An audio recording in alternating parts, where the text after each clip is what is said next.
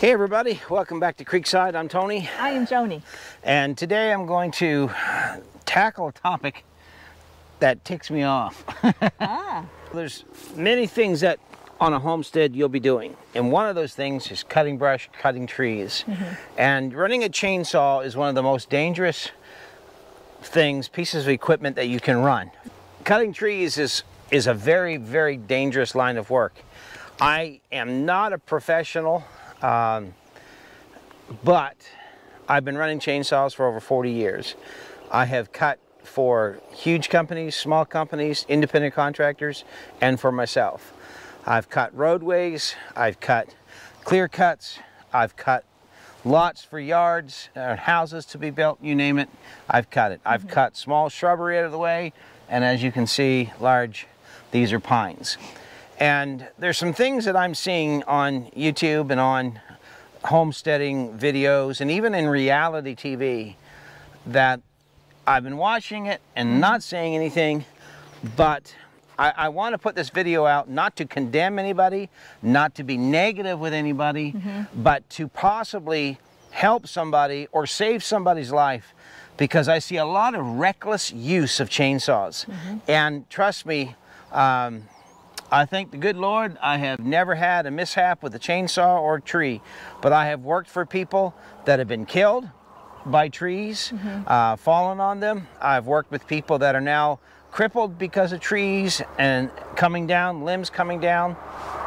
And so if a person's not careful, reckless use of chainsaws and cutting trees when you don't know what you're doing, you're either going to hurt yourself, cripple yourself, kill yourself, or kill somebody else, hurt somebody else, wreck a house, a building, a vehicle. Who knows what you can do? But the dangers are real, and I want to try to help somebody today so that you don't get hurt. And again, I know there's all kinds of homestead shows out there that people are grabbing chainsaws and they're reckless with them. I watched a show the other night where a huge oak, it was huge, they cut that right off at the bottom, left no hinge wood, and that tree fell over backwards and almost killed the guy's family and the homestead that they're trying to help. So we don't want that to happen. No. I don't want that to happen, especially if I can help somebody with some information. Right, because another good point, as you say that, immediately what I think of is, and I know many of you homesteaders can relate to this, you live a long ways from medical help. Exactly. So you need to be doing your utmost to be as safe as you can in the event of one of these tragedies happening. Well, hopefully nothing ever does. Hopefully. So the first thing I want to talk about is safety and safety clothing, things that are not, in my book, are non-negotiable items that you need to have when you're working and cutting trees. So there's a difference, and I'm not talking about when you're out trimming your shrubs on your front lawn. I'm talking about in the woods, you're cutting your wood for the fall season, the winter season. You're removing some big trees so you can build your homestead. There's all kinds of things that we can talk about today. So one of the first things that I do not ever go in the woods with when I'm especially cutting trees and stuff is my hard hat. I have my ear protection, I have my eye protection, and I have my neck gaiter protection. That keeps, in the wintertime, snow from going down the back of my neck, and in the summertime shades the back of my neck from sunburn. You should never, and hear me, I can't stress it enough, you should never ever go and attempt to cut a tree down without your hard hat on. I've seen people go in and grab a chainsaw and off they go, flip-flops on, pair of shorts, no shirt on, ball cap on, sunglasses, and they have no clue what they're doing, and then the tree ends up on their house or almost kills them. So first thing, get yourself a good hard hat. Now you don't have to get one like this. You don't have to have the fold down ear protection or the flip down visor. You can use earplugs and you can use protective glasses that you want to put on if you don't like something like this. But what you can't compromise on is your head protection, because when you come to a tree, if there's a limb up there that's already broke off, we call those widowmakers. And that limb, if it comes down and hits you on top of the head, it will break your neck. It will cripple you at the least and kill you at the worst. have yourself some head protection when you go in and cut those trees down. Get a good pair of gloves and get a pair that fits you. Not a pair that the fingers are 2 inches longer than yours. You can't possibly work with gloves that are too big. So get a pair that fits you. They don't have to be $60 gloves, but get a good pair. And after that, the pants. These are cutter pants. Now, I know a lot of people hate cutter pants because they are a little heavier and they're warm. But I'll tell you what, I have been saved by cutter pants. I really have. I have seen, what was it, just last year, I had a thread come out on a pair of pants, cutter pants. And it was negligence. I knew better. But I just was at the end of the day, figured I could just finish up without trimming that thread off. That chain, grabbed that piece of thread that was hanging down, pulled that chainsaw wide open into my leg, and these, or not these, but my other cutter pants stopped that chain right up. Never cut me. That's why you need cutter pants, because you don't know, it can come back at you, who knows, but protect your legs. You got a lot of vital blood flow and arteries in there. You cut one of those, you're going to bleed out in 2-3 minutes by the tree that you're trying to cut. Footwear. Good footwear. Get yourself some good steel-toed boots. The last thing you want is a piece of that tree coming down and crushing your foot, pinning your foot under, anything like that. Those guys that are out there grabbing chainsaws and flip-flops, I'm telling you right now, it's just an accident waiting to happen. So get yourself some good footwear. Get yourself, now I like wearing a long sleeve shirt in the woods when I'm cutting because I don't like pitch and the sawdust and everything all over me. So I always wear a long sleeve shirt when I'm cutting wood. Your chainsaw itself. Get yourself, not the saw that you see on, you know, the shows or what someone else is using. Get you a chainsaw that you know how to use, that you can control, that fits your strength, your mobility, and your ability to run one. This here is a professional chainsaw. It's a huge saw. It's a Husky 572 XP. It is made to cut big wood, and let me tell you, it will. If you're a homesteader and you're just starting, don't go buy yourself a great big chainsaw like this. You don't need a great big chainsaw like this. Go get you one that you can start with that won't tire you out so bad, and you can make sure you know how to handle it. Chainsaw brake, use it. When you're starting it, when you're setting it down, whatever. It's so simple. There's on, there's off. And that saves you a lot of worry when it comes to, you know, that chain catching on something. So I think that's your basic, you know, safety gear. So get a pair of gloves, get a good pair of boots, get yourself some cutter pants if you want to. If you don't want to wear cutter pants, you can buy chaps. They're a lot lighter and they're about the same money, maybe a little cheaper, and you can wear those as well. Get yourself a good hard hat, have some ear protection, eye protection, and then you're ready to go to the woods. But that's just the beginning. Now you got to get to the woods. So the first thing you're going to want to do is come into your area that you're going to cut and start looking around and looking to see, number one, what's on the ground, what's underfoot that you can trip over. You do not want to be tripping over wood on the ground when your chainsaw is wide open. Trust me, you don't want to do that. There's here in this tree that we're going to cut here in a few minutes, I've got a lot of sucker growth around it. So I'm going to cut that out of the way because I want it what's called an escape route. So if this tree or something goes crazy with this tree, a gust of wind comes up or whatever, I don't have to worry about where I'm going. I already know where my escape route is, and it's already cleaned of debris so that I can get around that tree no problem at all. And I want to always look up. When they taught us in wood cutting courses and stuff, one of the most important things they stress is always look up. If you just walk up to a tree and start cutting that thing, you shouldn't be in the woods, because it's just an accident waiting to happen. Look up and see, is there something lodged in that tree? Is there a limb that's broken off, just teetering there, waiting to come down on top of you? Is there another tree lodged in it somewheres that's going to, you know, affect how that tree will fall? All of those things are important. Walk around it. In this case, I've got a huge pine tree right here. So now I've got some limbs that are crisscrossing right here. The limbs from this bigger tree crisscross with the limbs from this smaller tree. I've got to see those things. I've got to know those things because that's going to affect how this tree falls. So once you've got your safety gear in place, once you've got your chainsaw good and sharp and ready to go, and once you've assessed the area and you've cleaned it all out, which is I'm going to do here in just a few minutes, and you've looked up and you know you've got nothing that's going to come down on your head, and you understand the lay of the land when it comes to how the tree is standing with other trees, then you are ready to start your chainsaw and cut your tree. Now I know a lot of you professional guys out there, you do this the same way I do. It's second nature. You don't even think about it. It takes you a minute because you're always doing what I do. You're always assessing your surroundings.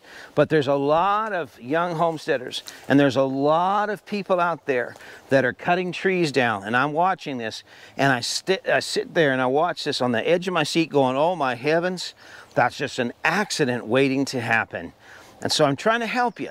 I'm not condemning you. I'm not critiquing you in a negative way. I'm offering some good positive feedback so that you can, you can live.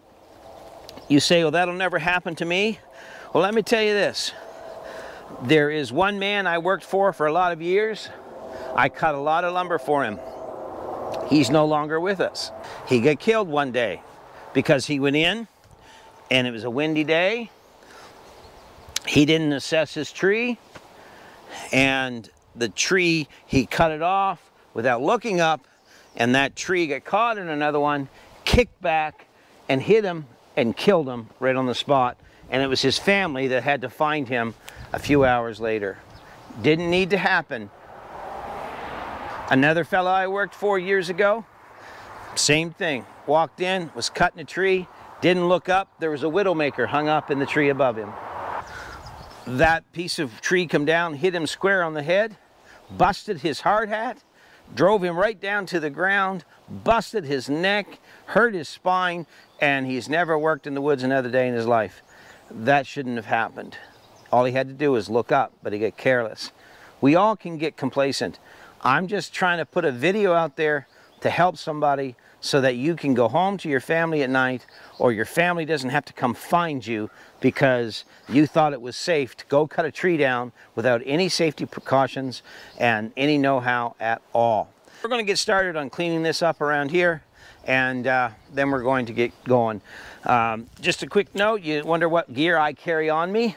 First off, I have my log rule. That way I can measure the logs as I cut them. Don't have to go back and do it later. I always carry wedges. If you're cutting a tree and you don't have any wedges, you need to stop and go buy you some wedges, because you can steer a tree with this wedge. I carry 4 of them with me, but I have 6 or 8 of them kicking around. And if you've got a wedge, which you should have, get yourself something to pound the wedges in with. I use this, it's called a logger's axe. I carry it with me. I got a thing on the back of my belt that I put it in, and I can just place it right in here, and I can carry it right around. It just slides in there and down through and back out. And I carry that with me, and that's great for when I want to pound those wedges in. And I'll show you how to do that in a little bit here. So let's get started.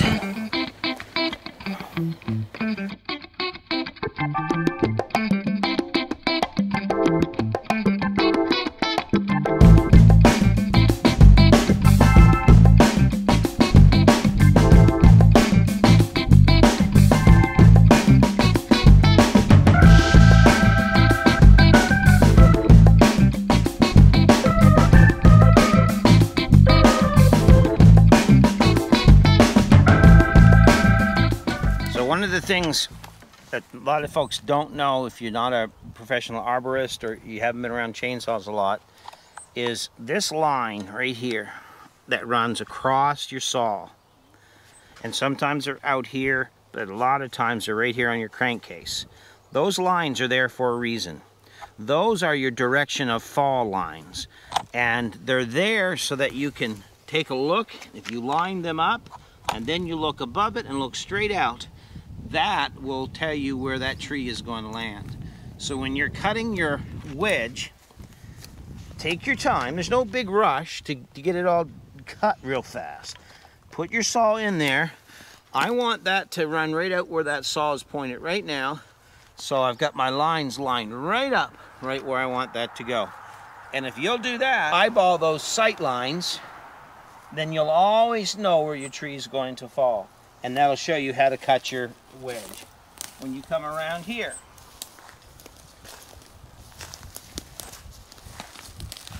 you can see that I've cut back, about probably a strong third, 1/3 of my stump.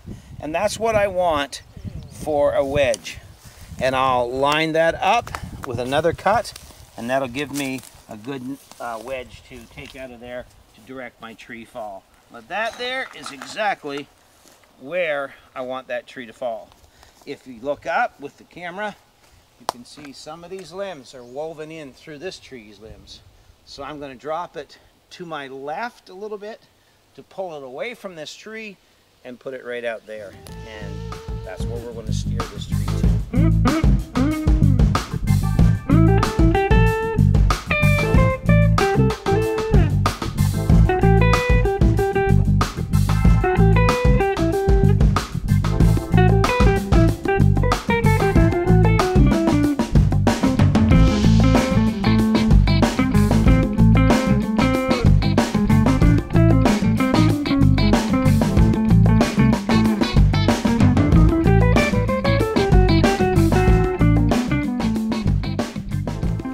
Okay, so I overcut this intentionally to show you something, folks.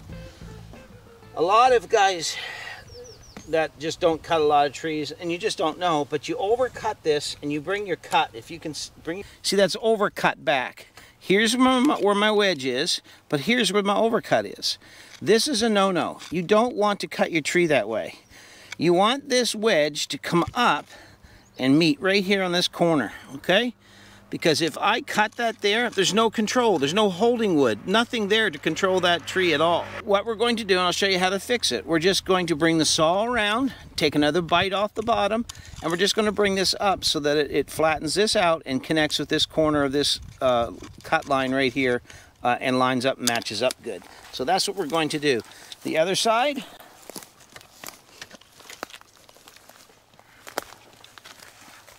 The other side is perfect. And this is where we're going to get it to look like. So let's fix that up and we'll show you how to do that.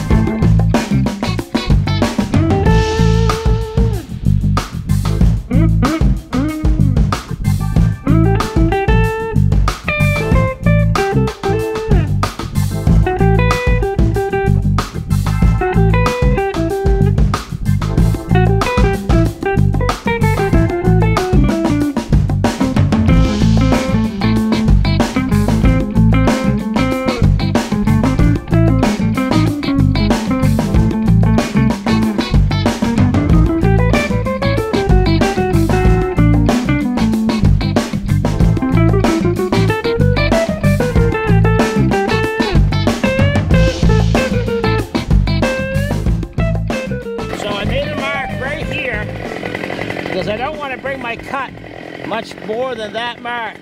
I want to leave 10% of holding wood right here, at least 10%. So that mark lets me know that I'm getting really my holding.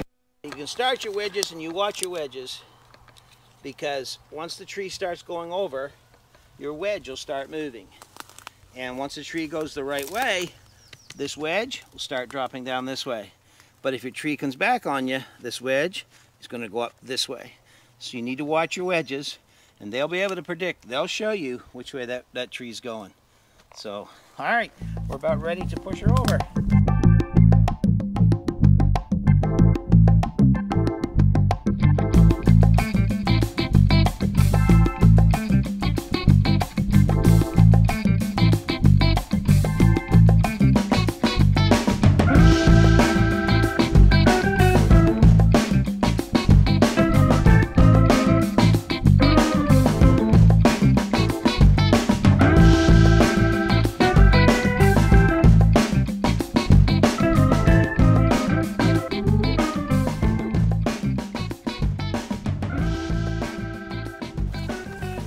tell, here's our holding wood where it pulled it out.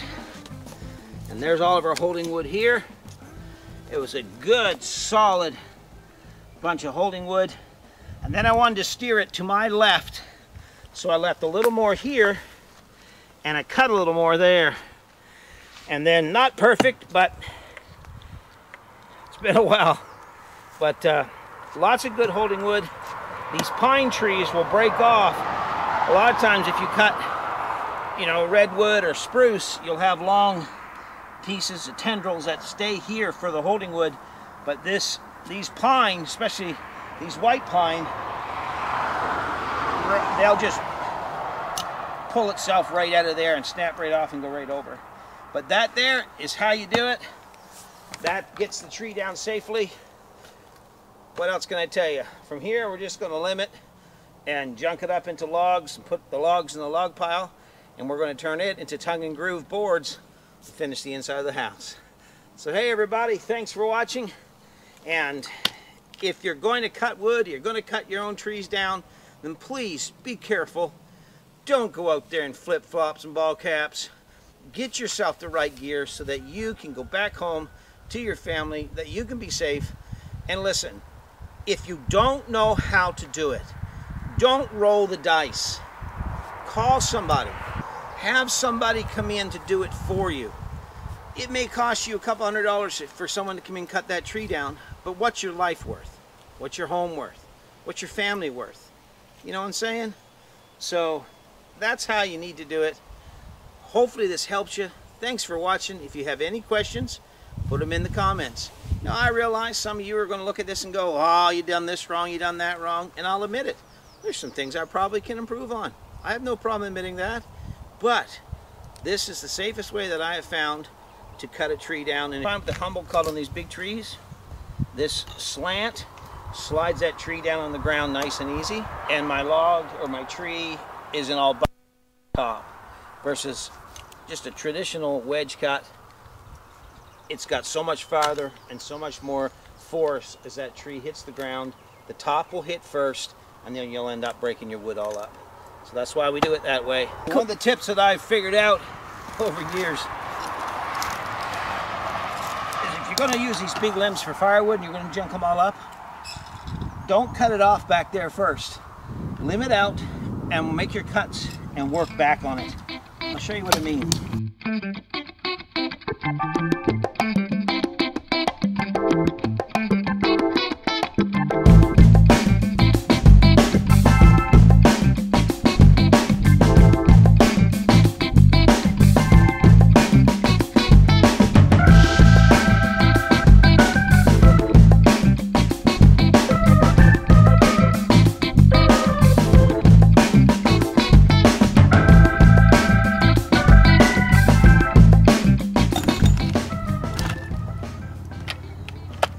Now for you guys that don't know, for all you noobs, there's weight on this. If you just try to sink your chainsaw down through there, you're going to bind your chainsaw in there, and then you're going to have a heck of a time trying to get it out. So there's a few things you need to do. First off, these wedges aren't just made for felling the tree. Take a wedge, put it in that, cut a little bit, drive that in there, and that's going to stop that tree from closing up on your chainsaw. Then, go through with a punch cut.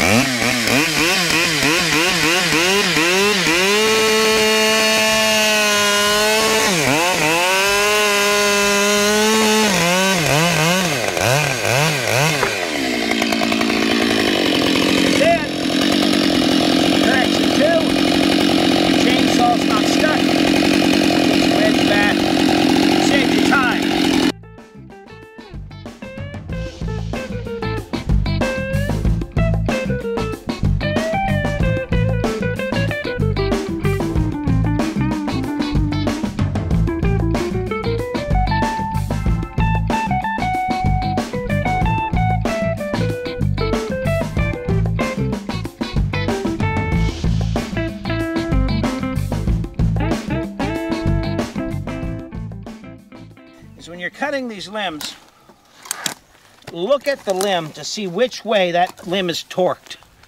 Because if it's torqued, like for instance, this limb right here, there's a lot of pressure on this limb right here, the weight of the tree, well there was. But that, you're going to want to cut up underneath of that, because that torque is binding that, pushing it this way. So you want to come up underneath of it. Now if the torque was the opposite direction, pushing up on it, then you want to bring your cut down to the top of it. That way you don't bind your saw in those limbs.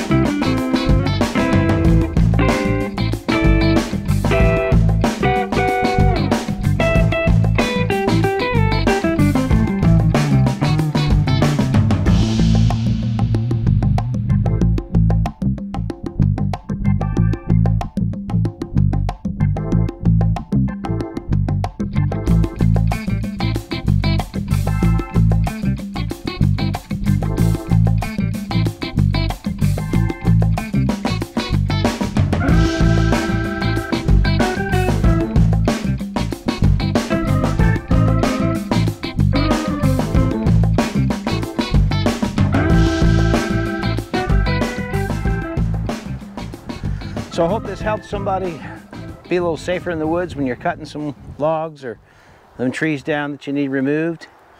I'm sure there's things I can improve on, just like everyone else.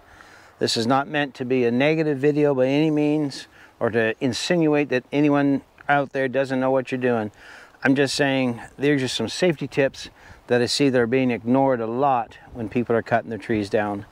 And so I'm sure the professional arborists out there are looking at this and going, well, you would have done this different or that different, and probably so, because I'm still learning as well. But I do hope that you've enjoyed the video, and we will see you back here at Creekside Maples on the next one. Until then, take care, God bless, and don't forget to hit that like button, subscribe if you haven't, and we appreciate each and every one. Bye for now.